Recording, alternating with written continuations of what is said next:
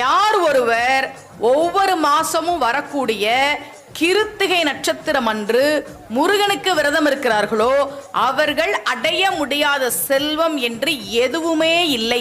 இக பர சுகம் கிடைக்கும், பரம் தனை நல்குவோம்னு யாரு சொல்றன்னா சிவபெருமான் சொல்றார். சாப்பிடாம இருந்தா மட்டுமே விரதம் கிடையாது, மனசு கட்டுப்பாடோட இருக்கணும். ஐம்புலன்கள் இருக்குல்ல, கண்ணு, காது, வாய், உடம்பு, எல்லா ஐம்புலன்களும் இறைவனையே.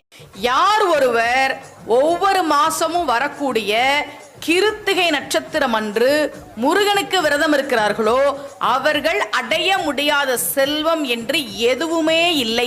இக பர சுகம் கிடைக்கும், பரம் தனை நல்குவோம்னு யாரு சொல்றன்னா சிவபெருமான் சொல்றார். சாப்பிடாம இருந்தா மட்டுமே விரதம் கிடையாது, மனசு கட்டுப்பாடோட இருக்கணும். ஐம்புலன்கள் இருக்குல்ல, கண்ணு, காது, வாய், உடம்பு, எல்லா